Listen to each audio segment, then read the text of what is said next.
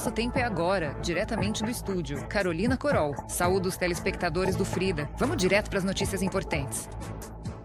Uma pessoa morreu e 2 foram hospitalizadas após um bombardeio russo na região de Rivne. Lá estão sendo registrados cortes de luz e água. Segundo declarou o chefe da administração militar regional, Alexander Koval, estão sendo utilizados fontes alternativas de energia elétrica na região. Segundo informações preliminares, um prédio residencial também foi danificado. Os serviços públicos já iniciaram os trabalhos de restauração e um ponto de aquecimento foi montado. Cerca de 6 mil moradores ficaram sem água e sem aquecimento na região de Lviv após o bombardeio russo. Equipes especializadas já estão trabalhando na restauração e também estão em vigor na região cronogramas de cortes de energia por hora. No total, mais de 600 mil consumidores continuam sem fornecimento de energia elétrica na região. Após o ataque de drones russos, a área de um depósito de produtos de confeitaria pegou fogo na região de Kiev. Segundo os bombeiros, o fogo atingiu cerca de 40 mil metros quadrados. Não há informações sobre vítimas. No total, 5 casos particulares e também automóveis foram danificados na região. Estão em vigor cortes emergenciais de energia elétrica. As instalações de infraestrutura crítica e as estações móveis foram transferidas para fontes de energia de reserva. A Federação Russa realizou um ataque maciço contra subestações e linhas aéreas de 700, 500 e 330 kV. Por causa disso, as usinas nucleares ucranianas foram forçadas a reduzir a potência de geração. Isso foi informado pelo Ministério da Energia. Atualmente, o equilíbrio do sistema energético está sendo mantido por meio da importação de eletricidade e da restrição do consumo. A Ukrenergo aumentou o volume de desligamentos de emergência, que foram implementados na maioria das regiões da Ucrânia, e solicitou ajuda emergencial à Polônia.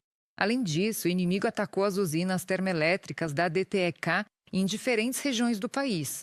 Os equipamentos foram gravemente danificados.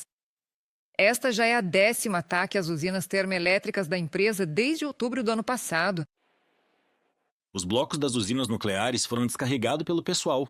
Atualmente, em todo o território da Ucrânia, há cerca de 4,5 a 5 rodadas de desligamentos programados e emergenciais. E no leste e no norte, há cronogramas especiais de desligamentos de emergência. Os trabalhadores do setor de energia começarão a restauração assim que a segurança permitir. Denis S.H. Mihal, ministro da Energia da Ucrânia, no Telegram. O ministro das Relações Exteriores, Andriy Sybiha, também reagiu aos ataques da Rússia contra a Ucrânia. Segundo ele, esses ataques exigem responsabilização. O ministro pediu à comunidade internacional que pressione a Federação Russa. Reforço da pressão de sanções sobre Moscou e restrições contra a Rosatom por sua colaboração. Na preparação desses ataques, responsabilização pela agressão dentro da IEA, bem como mandados de prisão adicionais emitidos pelo Tribunal Penal Internacional contra criminosos que planejam e executam ataques ao aquecimento e fornecimento de energia civil em condições de baixas temperaturas. Andrei Sybiha, ministro das Relações Exteriores da Ucrânia. Na noite de sábado, os aeroportos de Rzeszów e Lublin, no sudeste da Polônia, foram temporariamente fechados devido a um ataque maciço da Rússia contra a Ucrânia. Ambas as cidades ficam próximas à fronteira com a Ucrânia. Devido aos ataques russos, a aviação militar operou no espaço aéreo polonês. Nenhuma violação desse espaço foi registrada. Mais tarde, os aeroportos retomaram suas operações. A Rússia atacou a Ucrânia com drones de ataque e mísseis lançados do ar, terra e mar. Ao todo, foram 447 meios de ataque aéreo. Entre eles, 2 mísseis Zircon, 21 mísseis de cruzeiro KH-101, 16 mísseis de cruzeiro Calibre e 408 drones de ataque, segundo informaram as Forças Aéreas das Forças Armadas da Ucrânia. O principal alvo dos ataques foram as regiões de Lviv, Ivano-Frankivsk, Rivne e Vinnytsia. A defesa antiaérea foi atingida ou suprimida por meios de guerra eletrônica. 406 alvos, 24 mísseis e 382 drones. O presidente da Ucrânia ordenou que, nos próximos dias, seja reforçado o componente dos grupos móveis de fogo no sistema geral de defesa do país. A ordem correspondente foi enviada aos líderes das regiões, às forças aéreas das Forças Armadas da Ucrânia e ao Ministério da Defesa. O presidente destacou que os russos atacaram deliberadamente a infraestrutura que garante o funcionamento das usinas nucleares. Isso representa uma ameaça não só para a Ucrânia, mas também para a segurança de toda a região europeia.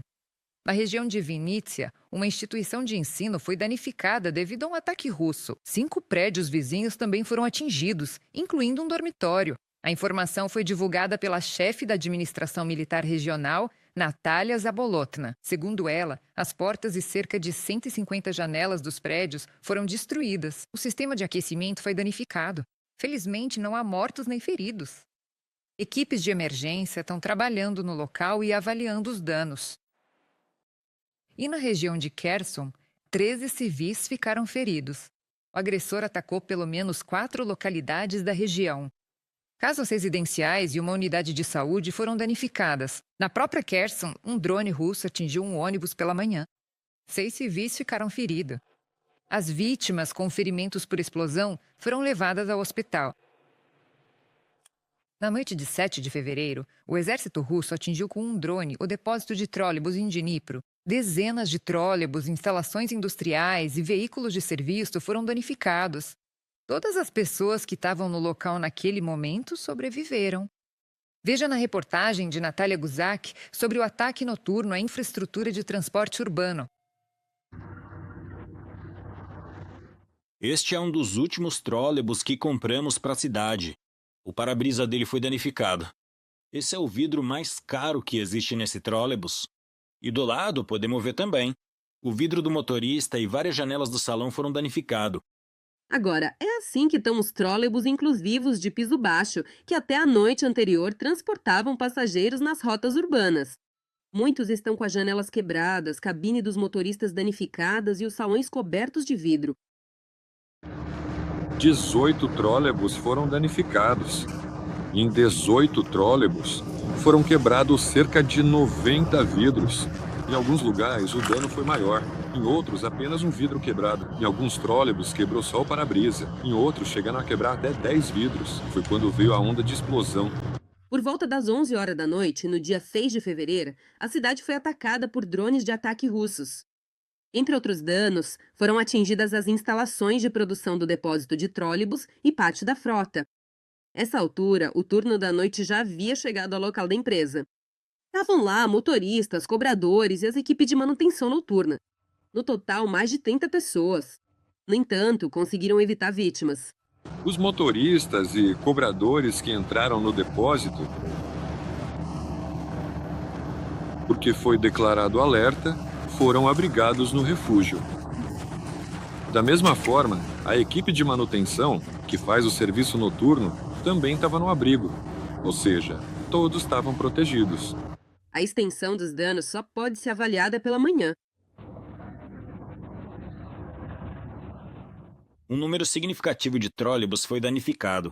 Isso representa cerca de 20% do total desse depósito. Uma quantidade significativa dos nossos prédios administrativos e sistemas de aquecimento também foi afetada. Agora estamos calculando os prejuízos. Por enquanto, é difícil dizer qual será esse valor, mas posso garantir uma coisa.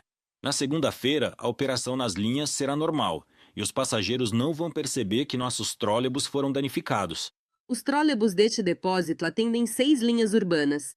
A recuperação de todo o transporte danificado vai levar alguns meses. Mas parte dele já está de volta às ruas em uma semana.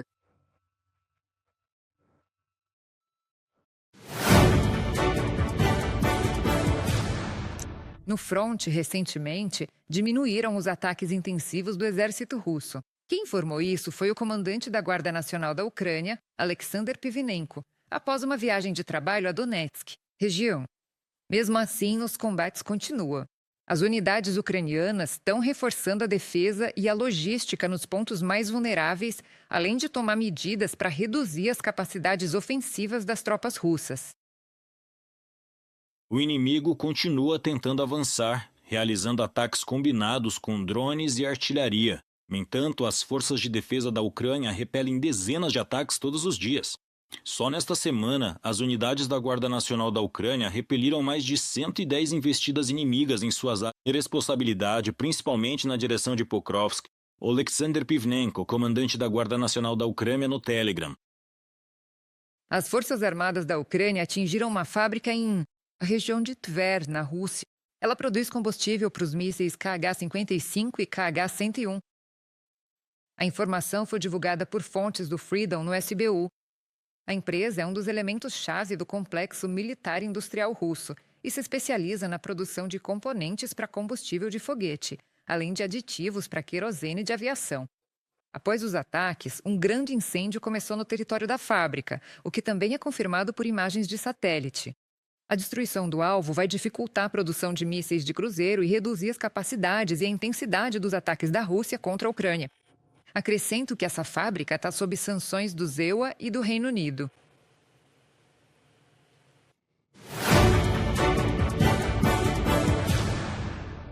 E agora vamos discutir o tema com mais detalhes. Em vez de uma diplomacia real, a Rússia escolhe atacar a Ucrânia. Foi assim que o presidente da Ucrânia, Volodymyr Zelensky, reagiu ao ataque russo desta noite. Segundo ele, a Rússia atacou redes de energia, geração e subestações de distribuição. As consequências do bombardeio foram registradas nas regiões de Volyn, Ivano-Frankivsk, Lviv e Rivne. Também houve ataques nas regiões de Kiev e Kharkiv. Todos os dias, a Rússia pode escolher a diplomacia de verdade, mas opta por novos ataques. É importante que todos que apoiam as negociações trilaterais respondam a isso. Moscou precisa ser impedida de pressionar a Ucrânia com o frio. Para isso, são necessários mísseis para os Patriots, NASAMS e outros sistemas. Cada remessa nos ajuda a passar por este inverno. Agradeço a todos os parceiros que entendem isso e realmente ajudam. Volodymyr Zelensky, presidente da Ucrânia. Os EUA voltaram a propor uma trégua energética. O presidente Volodymyr Zelensky informou que representantes americanos em Abu Dhabi propuseram iniciar uma desescalada na área energética. A Ucrânia já aceitou essa proposta, enquanto a Rússia ainda não respondeu. Ao mesmo tempo, Zelensky observou que, normalmente, a Rússia responde após o retorno da delegação ao país. Por outro lado, a questão territorial ainda não pode ser resolvida, declarou o presidente em comentário a jornalistas. Questões complexas continuam sendo complexas. A Ucrânia, mais uma vez, reafirmou suas posições sobre a questão de Donbass. Tamo onde tamo. Na nossa opinião, este é o modelo mais justo e confiável de cessar fogo até o momento. Quero lembrar sobre a ideia da Zona Econômica Livre. Nem a Ucrânia, nem a Rússia nunca ficaram entusiasmadas com isso. A Rússia exige que saiamos de Donbass, mas dissemos que a posição mais segura é permanecermos onde estamos. O lado americano propõe uma opção assim, um compromisso, na opinião dele, e registramos que as partes discutiram essa questão.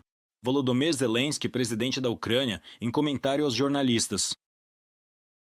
A Ucrânia confirmou o encontro com a delegação da Rússia nos estados EUA para daqui a uma semana. Foi o que informou o presidente da Ucrânia, Volodymyr Zelensky, em comentários jornalistas. Segundo ele, a reunião pode acontecer em Miami. Além disso, como afirmou o presidente, os Estados Unidos propõem encerrar a guerra da Rússia contra a Ucrânia até o início do verão. Por que exatamente até este verão? Entendemos que as questões internas nos Estados Unidos influenciam e, com certeza, vão se tornar ainda mais relevantes para eles. Pela primeira vez, as partes discutiram que questões complexas provavelmente podem ser levadas a uma reunião trilateral de líderes. Provavelmente. Mas, para isso, são necessários alguns elementos preliminares. O importante é que a discussão desse formato está presente no diálogo. Volodymyr Zelensky, presidente da Ucrânia, no Telegram. O presidente Volodymyr Zelensky também contou que, nas negociações, os EUA em Abu Dhabi concordaram em participar do monitoramento do cumprimento do cessar-fogo, quando for alcançado um acordo para sua implementação. Atualmente está sendo discutido, no nível das delegações, como garantir tecnicamente esse monitoramento.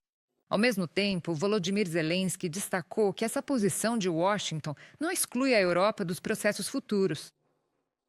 O presidente do EUA, Donald Trump, caracterizou as atuais negociações sobre o fim da guerra da Rússia contra a Ucrânia como o início de uma nova fase muito boa. Segundo ele, o diálogo entre Washington, Kiev e Moscou está avançando em uma direção positiva. Trump também destacou que as discussões envolvem questões de cessar fogo e possíveis passos para alcançar uma paz duradoura. Ao mesmo tempo, as partes buscam encontrar pontos em comum. O presidente destacou que os Estados Unidos estão interessados em promover um processo diplomático que possa levar ao fim das hostilidades e à melhoria da situação para todas as partes envolvidas. O presidente Volodymyr Zelensky declarou que as garantias de segurança para a Ucrânia estão sendo formalizadas em vários documentos separados com os Estados Unidos da América e países europeus. O chefe de Estado ressaltou que também está previsto um breve documento de referência para unir os esforços da Ucrânia, Estados Unidos, Europa e uma coligação de países dispostos a colaborar. Primeiro, nós e os Estados Unidos estão assinando um documento bilateral sobre garantias de segurança, que está sendo enviado ao Congresso dos Estados Unidos e ao Parlamento ucraniano. Aqui está tudo perfeitamente claro. Segundo, presumia-se que haveria uma coligação de países dispostos e um acordo a ser submetido aos parlamentos da Europa e de outros países membros dessa coligação. Terceiro, a União Europeia, que está definida em 20 pontos. Nesse caso, deve haver um acordo já com a União Europeia e um roteiro de ações, indicando que a Ucrânia deve fazer rapidamente para obter o Fast Track, para que isso realmente funcione como uma garantia de segurança para a Ucrânia e toda a Europa, e não seja violado pela Rússia.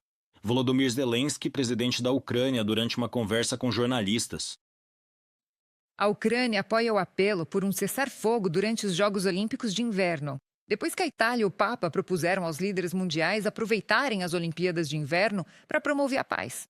Foi o que declarou o ministro das Relações Exteriores, Andriy Sybiha, à agência Reuters. Ele acrescentou que a Rússia também deve esclarecer sua posição em relação ao cessar-fogo.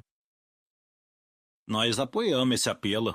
Estão interessados em um cessar-fogo, e se a Rússia rejeitar novamente essa proposta, isso mais uma vez confirmará quem é o obstáculo para a paz e quem quer continuar essa guerra. Vamos parar e isso, sem dúvida, abrirá caminho para negociações de paz mais amplas. Andriy Sybiha, ministro das Relações Exteriores da Ucrânia, em entrevista à agência Reuters.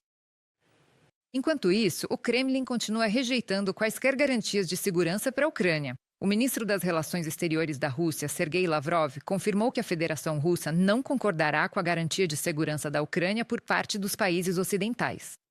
No Instituto para o Estudo da Guerra, foi observado que o chefe do Ministério das Relações Exteriores da Rússia mais uma vez declarou o compromisso fundamental da Federação Russa com as chamadas garantias de segurança, que foram propostas ainda em Istambul, em abril de 2022. Esse projeto não previa uma garantia real para a Ucrânia, deixando o país vulnerável a uma retomada da agressão. No entanto, o Kremlin continua insistindo nesse plano como base para as negociações de paz e rejeita iniciativas de paz que exigem concessões especificamente do lado russo. O governo da Rússia pretende encerrar o financiamento de todos os projetos estatais e dos recursos do Fundo de Bem-Estar Nacional. É o que escreve a Reuters, citando fontes. Em 2026, estava planejado destinar 700 bilhões de rublos para esses fins. Mas o Ministério das Finanças insiste, ainda assim, na redução dos gastos devido à queda dos lucros com a exportação de energia. Afinal, é justamente a receita da venda de petróleo e gás que representa a principal fonte de arrecadação do orçamento russo. O que está acontecendo na economia da Rússia você confere na nossa matéria. O início de uma crise bancária sistêmica na Rússia é reconhecido até mesmo pelo Centro de Análise Macroeconômica e Previsão de Curto Prazo, próximo ao Kremlin. Segundo os analistas, Moscou ainda consegue manter uma aparência de estabilidade porque o setor é dominado por grandes bancos estatais.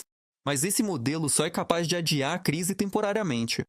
O sistema bancário russo, em 2025, perdeu os principais sinais de estabilidade.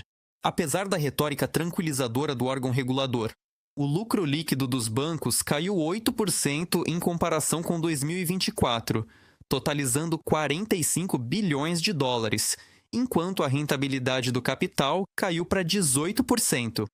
A piora dos resultados financeiros ocorreu em meio a um forte aumento das provisões para reservas e ao encarecimento da captação de recursos, provocados por uma política monetária rígida. Segundo publicação no site do Serviço de Inteligência Externa da Ucrânia, A parcela de créditos problemáticos na Rússia subiu para 11% e nos empréstimos sem garantia chegou a 12%. Na prática, o Banco Central passou a gerenciar os riscos manualmente, permitindo que os bancos escondam créditos problemáticos sob o pretexto de reestruturação, constatam especialistas. Mas quando as grandes empresas começarem a retirar dinheiro, isso será um golpe forte para os bancos russos. Por enquanto, a crise é pouco comentada e ainda não atingiu esse patamar. Então, pelo menos na Rússia, isso ainda não chegou ao topo das notícias. Por isso, a fuga dos depositantes ainda não começou. Bem, no geral, tudo isso ainda está por vir. E eles, como escrevem, o sistema de alerta precoce indica que pode ocorrer um efeito de fuga dos depositantes. E isso pode criar sérios problemas para todo o sistema bancário russo. A receita proveniente da venda de energéticos é a principal fonte de abastecimento do orçamento russo e o pilar do sistema bancário. E ela está diminuindo constantemente. Em janeiro de 2026, o lucro com a exportação do petróleo russo caiu para o nível mais baixo dos últimos 5 anos, segundo a Bloomberg.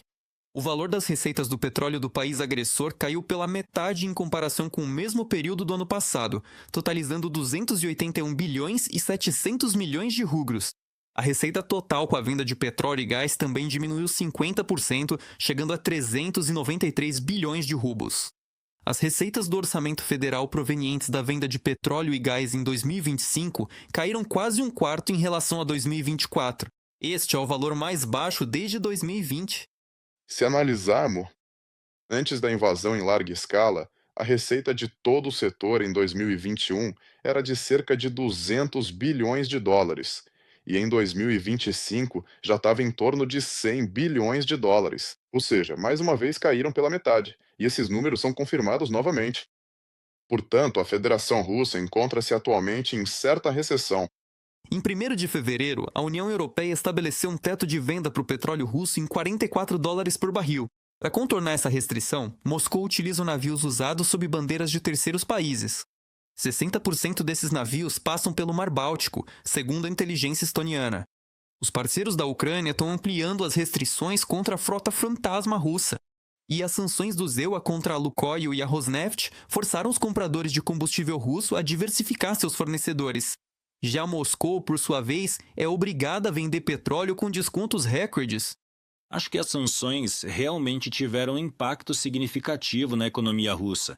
Ao longo de 2026, talvez cheguemos a... Quando tudo isso se tornar insustentável, será porque uma parte significativa da economia russa terá sido gravemente deformada como resultado do fortalecimento da economia militar em detrimento da economia civil.